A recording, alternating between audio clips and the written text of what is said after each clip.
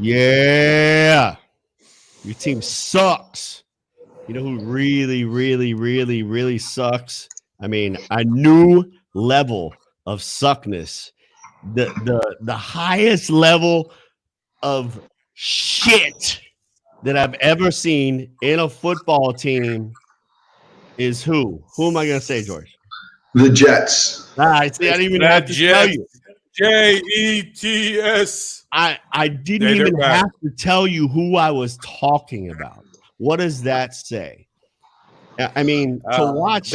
They called the all-out blitz on 3rd and 10 up, with the game on the line. All-out blitz. Crazy. I almost think they did it on purpose. Thanks to everybody for tuning in. Come on in. They did that shit on purpose. There's no one that makes that dumb of a play. No way. They fired the guy today or yesterday. Because he was the only guy that had any. He was a decent coach, I thought. Greg Williams wasn't bad. I think he won a Super Bowl with the Saints, didn't he? So, I think they were afraid that he was going to win him a game, so they fired him. Right? All right. So listen, everybody come on in, like, follow, comment. We want to get your feedback. Today, here's what we're going to cover. We're going to talk about Baker Mayfield going off. And he did go off, but was it a fluke? Was it a one-hit wonder? Carson Wentz, ladies and gentlemen, officially sucks. And like I just mentioned, the Jets reach a all-time new level of shit and suckness. The Raiders, by the way, are Jeckle and Hyde. Who knows what the hell you're going to get from the Raiders? Benz and Bengals have a brawl. A dude on the Bengals is a punk. NFC showed some interesting signs of life here, right? You got the Pittsburgh Steelers went down to the football team. You had the Seahawks go down to the New York Giants. That's a little bit of sign of life there. Do you want to see those teams in the playoffs now? I don't know. Interesting. And then you have we got to talk for a minute about the Steelers going down and who's the only undefeated team in the history of the NFL. That would be the Miami Dolphins. Bills look really good. When will Drew Brees return? And who is the best team in the NFC, best team in the AFC? So let's start with Baker Mayfield. So, Jordan, he had an incredible game. What is your take on Baker Mayfield? Was it a one-hit wonder, or is he for real, and are the Browns going to do something interesting here? Well, this is a good coach, much better than the coach they had last year, obviously, goes without saying. And he's using Baker Mayfield correctly. They have a good running game, 2 great running backs. You throw with Baker sparingly. You throw him off the play action. I mean, Baker can be a very serviceable NFL quarterback if you don't ask him to throw 40 times a game and win the game for you. And he's a better quarterback when he doesn't have Odell out there, because when he has Odell, he tries to force it to Odell. He does better spreading the ball around, hitting the open guy, not having in the back of my mind, I got to get this guy his targets. Jordan. Odell might be the most overrated receiver in the history of football. I mean, he got one great catch, and everybody's crowned him since then. What has he done since then? He's been a pig. He's not a good receiver, and I agree with you that him not being there has made Mayfield better. But last week they actually switched it up, and everybody thought they were going to rub Chubb, and they came out and threw the ball right away. Yeah. And they scored on the first 5 possessions, which they haven't done in forever. But Cleveland looked great. The coach has got Mayfield where he wants him. He's trusting him, and he came out and threw the ball a lot this week, actually, and he looked good, really good. All right, but it's 1 week, and the question is, was that a fluke, or do you expect to continue to see Baker Mayfield do that, George? I think they're a 9-3 team. I don't know if it's such a fluke. They're a 9-3 team. They're getting things together. He's buying into what he needs to do. He realized he's not going to win the game or doesn't need to win it by himself. He has a lot of other people on his team, and he needs to spread it around. And they're actually using the coaches calling pass and run. He's throwing the defense off. The coach is doing the best job ever that anyone's done with Mayfield. And Mayfield is he's just everything is up for Mayfield because his coach is doing everything. It's not a fluke. No, I think they're for real. They're scary. They have a decent defense. I mean him. Yeah. No, I think if he sticks to the system, he could do really well with that team. Really well. I mean, he's good, but he's not a number 1 overall pick. I mean, they took him number 1 overall in the draft. When you take somebody number 1 overall in the draft, I expect somebody who can go out there and flat out win you games, not somebody who is a serviceable person at their position, which is what we're getting. He looks good. He's more than serviceable. He looked really good last week. I think he has glimpses of looking great. He just got to stay within himself. Yeah, I think that here's my take on it. I think it is a one-time shot. Now, they're a good football team. They run the ball. They play good defense. But, I mean, everybody expected them to run the ball that game. The Titans' entire game plan was to stop the run. They went play action and went up top a few times. Guess what? That's not going to be able. They're not going to be able to do that now because people are going to expect, him to throw the ball a little bit more. So we'll see. But it's kind of like Tannehill to a certain extent. If you have that great running game, you should be able to throw the ball. Right. And so I kind of see that they have been waiting to do this, and they were waiting for the right moment to start chucking the ball all over the place off of play action. So we'll see if it's real or not, but I'm still skeptical of Baker Mayfield. It's one game. I think the best thing that happened to him was Odell going down. He's changed since that happened. Carson Wentz officially sucks. Now, George has been talking about this for a while, so I'm just going to – George, I know your take on this. I know what you're going to say, that you told everybody, right, that he is not good, he sucks, and you were right. And I think he – and a lot of people were blaming his offensive line, the tools around him, but I'm not sure that's it. When you look at some of the decisions he makes, where those balls are thrown, he just doesn't look sharp at all. Jordan, is Carson Wentz done as the starting quarterback for the Eagles? They might keep starting him. I think he should be. I mean, whenever they put that they should have kept Nick Foles after he won him a Super Bowl. I mean, I get it that Carson Wentz was drafted higher. He was your starter. He had the pedigree and the whole thing. But they put a statue up of Nick Foles. Wentz came back with a chip on his shoulder and it wasn't a good thing. He never really got past that. He never took over this team and became like the man, really. And I think Wentz can still be a really good starting quarterback in this league. I just don't think it's for the Eagles. Well, they already announced Hurt was going to start this week, so he's out. So, in my opinion, they have to cut him. What else do they do with him at the end of the year? They have to cut him. You can't he's owed. He's got guaranteed money. I believe it's close to like 30. Not all of it. It was like they're going to have to pay out like $30 million, but it's better than having to pay out the 180. They for whatever you can, and if they get a trade for him, even if they get a 6th or a 7th, it doesn't cost them $30 million. If they cut him, that is a monumental bust. $30 million guaranteed money. I mean, that's huge. And I think you can't cut him. You got to give him a shot because of all that money. You have to, at least he's a backup, right? At that point. And who's going to take him? Would anybody take that money in a trade? No way. So I think he's going to be the backup quarterback for the Eagles, which may be the best thing. I think they have to cut him. The only way they can move forward is cutting this guy. What are they going to pay him? $35 million to be the backup for the next 5 years? That makes no sense at all. They have to cut him. They already chose they're going to use this kid this week. Wentz is done. His whole confidence is shot. You heard him speaking in the interviews. I'm very disappointed. We didn't win. He sounded like a child, like a punished child. His problem. Let's see how Jalen Hurts does. Okay. Well, his problem is simple. He's not taking responsibility or accountability for any of it. He has never once said, look, I got to get back in the film room. I got to go I work on my feet, my decision making. I got to get better. It's always like, and he doesn't want to take the blame. And that's why I don't think he's going to be very good. So we'll see how the rookie does. Right. But he can't be much worse. Right. He didn't look bad last week. He came in for a little bit. He looked all right. He looked serviceable, as Jordan would call him. Yeah, no, he looks pretty good.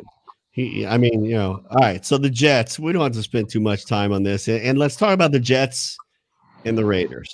The ending of that game was one of the most pathetic things I've ever seen in my entire life.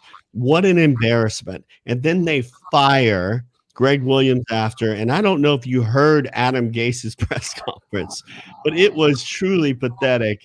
It was like Gase, of course, took no responsibility. In fact, Gase said they asked him, well, what were you doing when he made that call? Did you hear it? Oh, I was distracted. Somebody was talking to me.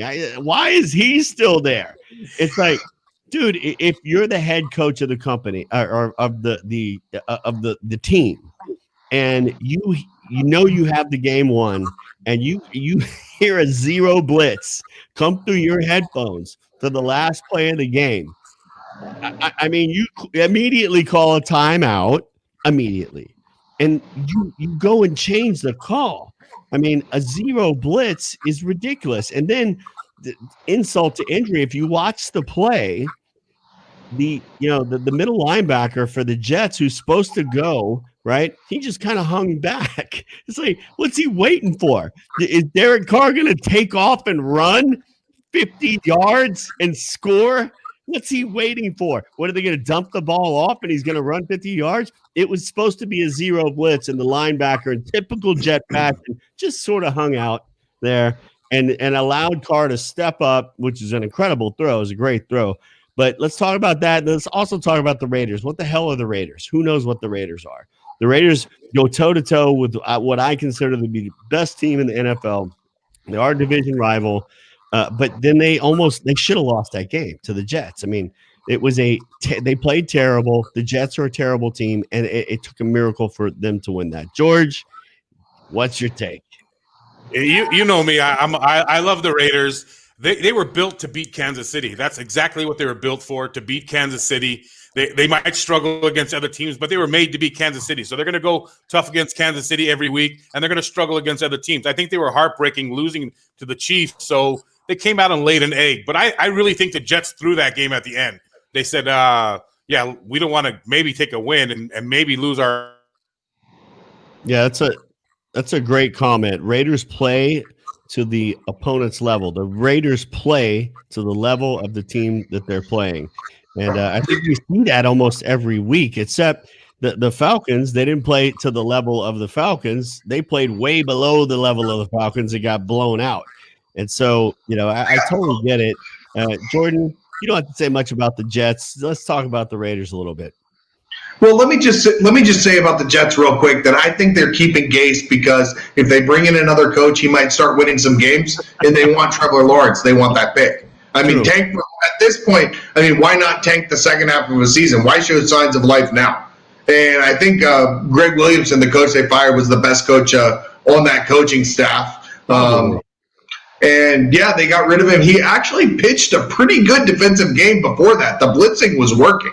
I mean, he did well against that Raiders team. But let's talk about the Raiders. It's good to see Henry Ruggs coming on. Gruden has always had a good number one wide receiver. They were having trouble with some of the blitzes of the Jets, which I think is going to be Carr's problem, which is pressure up the middle. Overall, though, what are you getting with them? I mean, I think that they're a little far out from there. They're a year or two out from being a really, really good team. They're a little early right now. What do you think? Yeah. No, I agree with that. But that's why they're playing up and down to the level of their opponents. But we'll see. We'll see. So we lost George there.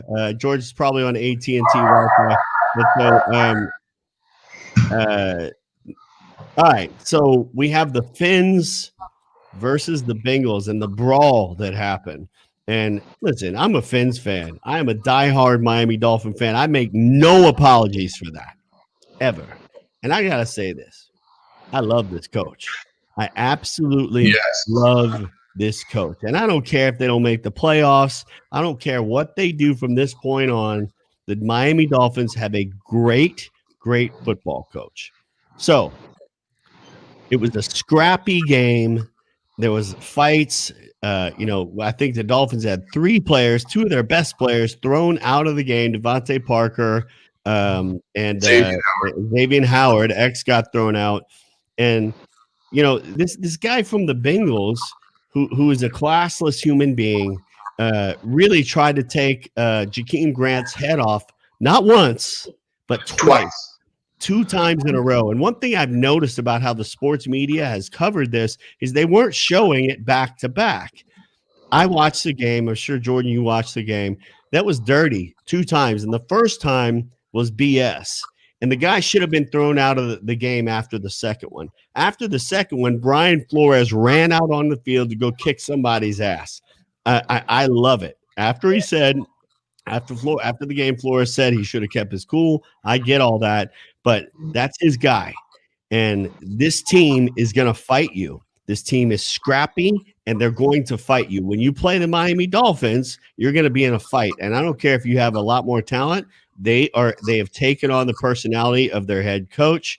And I just want to say, what? No, the culture's there. So I mean juxtapose that. There's a biatch from Cincinnati who tried to take off Jakeem Grant's head twice without a totally legal hit, both of them. Yeah, and he's a little guy. Jakeem Grant's the littlest guy on the team, right? Yeah. And what, 5'8", and so it's like, you come pick on my little brother. I mean, yeah. And juxtapose that with the Cowboys when Andy Dalton gets injured, and they're all just like, we don't really care, you know. Whereas Miami has a culture; they have heart there. I mean, you take a cheap shot on one of our players, we're going to clear the bench. They're going to be going after you, and I love that. I do. I mean, you would like to see your coach keep a little bit more cool, but it was fine. He didn't overstep, and I liked what he did. Yeah, there's Georgie. We got George back. George, we're talking about the Dolphins, the Fins and Bengals brawl, and how that dude's a punk for doing what he did. But I love Brian Flores after the second time the guy did it. And George, I don't know if you were watching the game, but it was 2 punts in a row. It was 2 punts. The guy just went and took his head off. 2 illegal hits before the ball got there. And Flores' second one ran out on the field to go kill somebody. And I'm sorry, I love that. Right? It was good, but I was kind of surprised DeVante Parker didn't get some kind of big suspension. He knocked out a coach, knocked him out cold. For real? Yeah, he knocked him out cold. He laid on the ground for over a minute. He threw 2 punches. One was at a coach, and one was at another player that bounced off his helmet. But the coach he knocked out out cold for a good minute. Yeah. Well, and we got a comment. Zach Taylor is awful. I agree with you. And maybe Flora was going over there to punch Zach Taylor in the face. I have no idea who was going to get hit, but he was going after somebody. And yeah, listen, that's BS. You just don't do it. There's no room in the game for it. And it's bullshit. It's complete BS. That kid is a tough kid. He's 5'6". He's all but 165 pounds. And he took 2 shots like that and stayed in the game. But, and just a note after that, the Dolphins sacked their quarterback 4 times after that happened, by the way. All you did was piss him off. That's all you did. And that team is scrappy. I love watching them. And thank God DeVante Parker, knock on wood, did not get suspended because they would be screwed against Kansas City this week. But I think I don't know if they'll beat Kansas City, but Kansas City's going to know that they had a football game. God forbid they don't beat Kansas City, because your head won't fit in the fucking screen. I won't be able to hear the end of it. If your Wi-Fi worked and you were here in the last shot, I said I don't care if they make the playoffs or not. I just like how they play. I just like watching them play. They're scrappy. Tua played well. Tua played well. I mean, Tua had a really bad first half and then came back and played the best he's played since he's come in. So the team got lit up, I'm pretty sure, at halftime by the coach because they played really bad in the first half. But they came back, which is a sign of a good team. So, all right. So the NFC East, George, your division, the division you love, showed some signs of life. Showed some signs of, wait a second. Kicking some ass, taking some names, taking that Steeler name, taking the Sea Dogs. Steelers go down to the football team. And then the New York Giants knock off the Seattle Seahawks. Shocking. Hey, how about tonight? Dallas knocks out the Ravens, and we have just a whole sweep of the weekend. Why can't that happen? So awesome. Because Lamar Jackson is playing.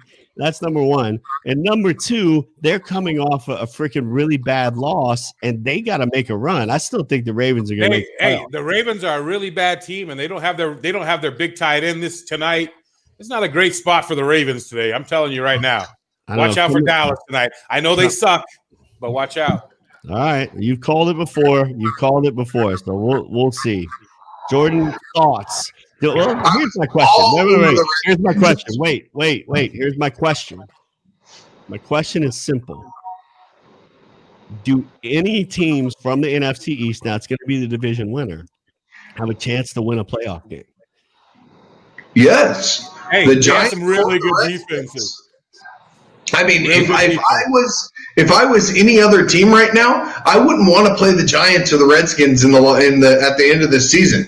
I mean, they're playing for something. They got the playoffs in their sights, and that Giants defense is looking better and better. They look really, really good. They're kind of getting it together. And I think I said this a few weeks ago, Redskins and Giants, by the way.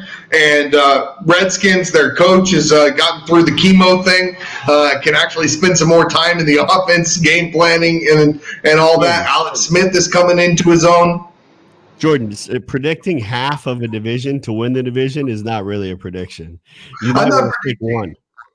The Giants are going to win that division. George, I'm going to make a prediction for you, George. When all of you guys were saying Cowboys or Eagles, Cowboys or Eagles, Cowboys and Eagles, I said no, it will be the Giants, maybe the Redskins, probably the Giants. And then you kept going Cowboys, Eagles, Cowboys, Eagles. So I'm just saying that is definitely a prediction. I got a prediction for you. The Miami Dolphins or the Buffalo Bills are going to win the AFC East. I also called that the Redskins were going to beat the Steelers. Right on. All right. Listen, I'm going to skip over. I already did my trivia because I'm a Dolphin fan. Who's the only undefeated team in the history of the NFL? Miami Dolphins. The Bills. The Dolphins still ride that 72 thing like it's yesterday. Yeah. 72 like it was yesterday. But he talks shit about me talking about my 88 championship, but he's talking about the 72 undefeated season. I love it. Not to the all-time winningest coach in the history of the NFL too. We got a few things. We got some things. We that have was some also history. like 1972. That was not 1972. He's like 32 years old in 72, something like that. But let's talk about the Bills, the Buffalo Bills. They looked really, really good last night. They look dangerous. They look like, I hate to say this, a little bit like the Kansas City Chiefs. He's moving around. He's throwing dimes. The kid has gotten really good, man. He's scary good right now watching him play. Now, I know that they match up well against the Niners. The Niners play a lot of zone. The receivers were just sitting down those zones, and he's making throws. But they're pretty. They look formidable, and as we talk about the best teams in the AFC now, I think you got to put the Bills up there, George. Yeah, I mean you can't not talk about the Bills. I mean, I still think it's KC and Pittsburgh's spot to lose, but you cannot talk about the Bills. I think Pittsburgh losing was a good thing for them. I don't think, like everybody else, losing was a bad thing. They'll still, if they run the table, they'll still hold home division against KC. We're gonna find out here real quick because they play each other Sunday, so we're gonna find out real quick what's what. I think Pittsburgh was definitely looking ahead to this game, possibly. But I mean, the football team's front seven is legit. But I mean, they could be any given Sunday with that team, with that front seven. If you don't show up to play, Jordan, Bills. Where would you put the Bills right now, Jordan? I mean, I guess third in the AFC, probably. Yeah, I think that's right. Yeah. I mean, you got to make an argument for the Browns somewhere on there. I don't know if I would put the Bills or the Browns higher. Probably the Bills a little bit though. I think the Bills beat the Browns as of right now. But I mean, just that the quarterback's better. I mean, I'm sorry. I know Baker had one good game, but Josh Allen is just balling. And he looks almost unstoppable at this point, sort of like Mahomes. So, but we're going to see what they are next week. We're going to. They have sneaky good receivers too, though. I like Diggs. I like that John Brown, and Cole Beasley's still got it. Yeah, I liked him on Dallas. I still love him. Beasley's one of the best slot receivers in all of football.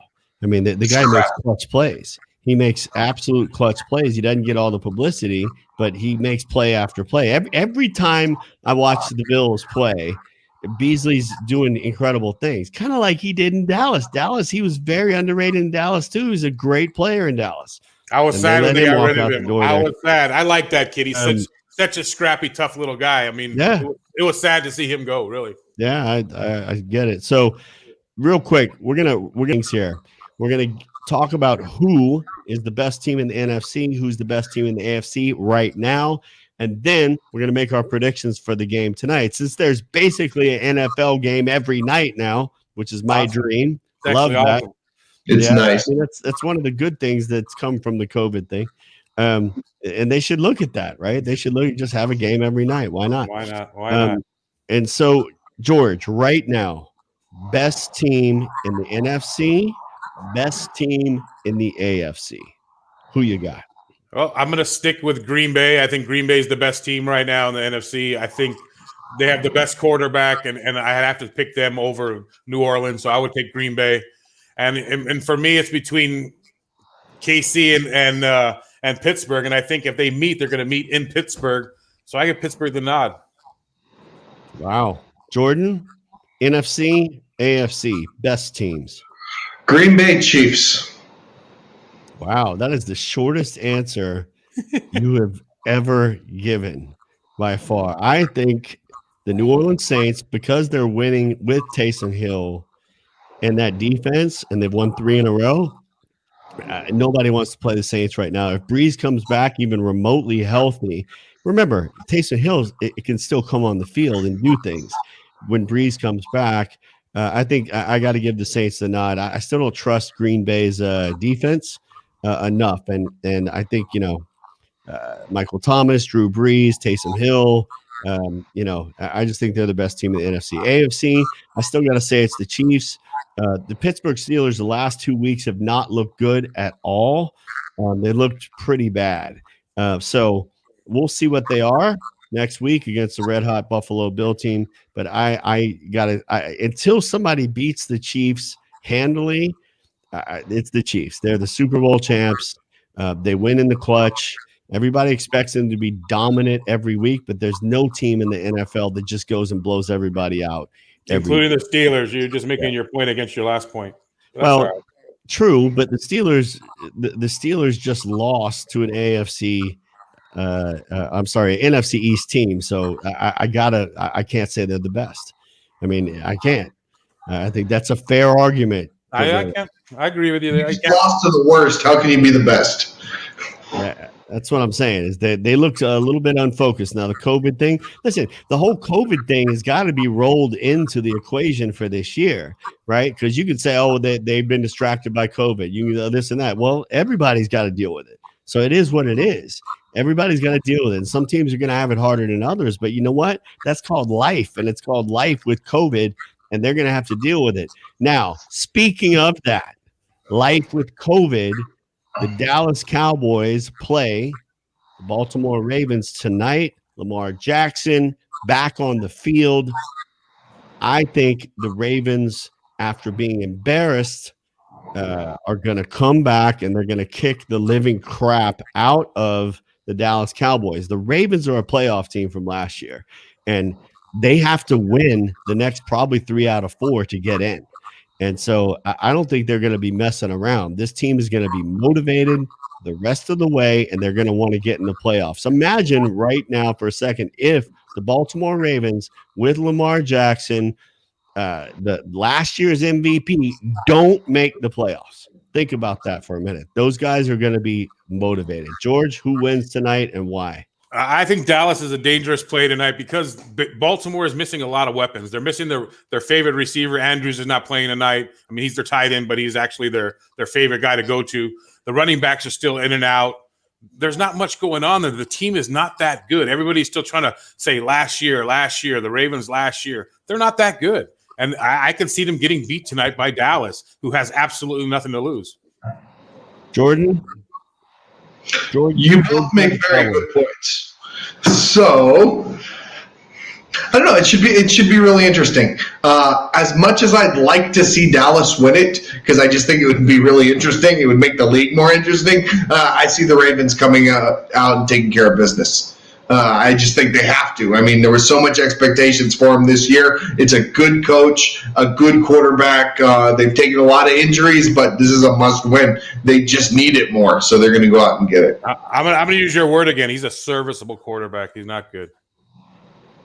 I don't even know if he's serviceable, dude, because, when you rely that much on your legs, and you're that inconsistent throwing the ball, would you rather have a true game manager and run the ball and let your defense play?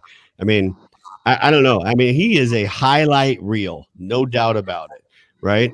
But if I'm starting a team right now, would I want somebody who can throw the ball better and then I don't have to rely on him taking off and running the ball all the time? Absolutely. Because would I take Russell Wilson over Lamar Jackson as coming out of school? Well, yeah, of course. That's what I'm saying, because he can throw the ball. Even Tua right now is a much better passer already than Lamar Jackson, from what I've seen. And he moves in the pocket well. There's a lot of people right now that would take over Lamar Jackson. Would you take Justin Herbert over Lamar Jackson right now? Knowing what you know right now, would you take him? If I was starting a franchise, yes. Oh my goodness. How the tide has turned. George, I would take Justin Herbert over a lot of people, probably over almost anybody except Mahomes, because he's a rookie. And so you get that many more years of rookie contract. Next year, they got to play Lamar. How much did you pay? Jordan, I'm talking about. He won the MVP in his rookie deal. How much do you pay Lamar? I mean, Jordan, I think you have to pay him. I'm not talking about salary cap. I'm talking about if they both came out as rookies right now, knowing what you know about each one of them. If they both came out as rookies, and if they both came out at the same time, I would take Lamar. He already has an MVP season under his belt. Herbert looks good, but I don't know. I mean, you're guaranteed at least one MVP caliber season out of Lamar, and you never know. That could draft quarterbacks to have MVP seasons. You draft quarterbacks to win games and to win championships. How many MVPs? So Herbert's won so many games. Wait, Tom Brady has more rings than he does MVPs. I think he only has 3, but he's got 6 rings. That's what you play the game for, right? Yeah, he sucks. Anyway, doesn't suck. Now it's debatable now, but come on, he sucks. Get rid of him. If his name wasn't Tom Brady, he wouldn't still be starting for the Tampa Bay Buccaneers. Put it that way. I think next year Belichick comes to the Bucs and they try to win one more, and they do it. It'd be hilarious. You're trying to write Hollywood movie scripts. Yeah, was a Hollywood movie series. I think they kiss and they just make up and decide they hate each other and try to win one more. Belichick is doing okay with Cam Newton. I mean, they're a couple, touchdowns away from actually being right there to win the division. So I mean, Brady's doing okay with Arians. Who would have ever said the AFC East the AFC East now is one of the better divisions in football? Who would have said that? And the Patriots, they embarrassed the Chargers last week. I mean, you actually hit that one on the head, Jordan, saying that Belichick embarrasses the rookies, and he did. Yeah, he does. Yeah. So we'll see what how Belichick does against Tua coming up with Flores knowing what he knows about Belichick. All right, share, all that. We're gonna get out of here. We're gonna see you on Thursday at 3:00 Central Standard Time. That's where we make our picks. Come back in, Jordan. What are you doing, man, with your hair, bro? What? I was just Captain K-Man in it out. Captain K-Man. I forgot about Captain K-Man. Yeah. That's right. Anyway, all right, George, get us out of here. What's up? I think the Dallas are going to surprise some people tonight. I'm really rooting for them. It'd be nice to see the NFC East knock out 3 monsters this week. But go Dallas. Jordan, get us out of here. It must suck to be a Dallas fan and watch all of the other teams actually showing signs of life. When I never heard Dallas Super Bowl so many times before the season started from anybody. Well, if you listen to every season, it's Dallas Super Bowl or bust, because it's either win or nothing for the Cowboys. It's not like the Dolphins and all those other teams that are just happy to get there. Win or nothing. It's been nothing for a while. Yeah. See ya. Peace. Peace.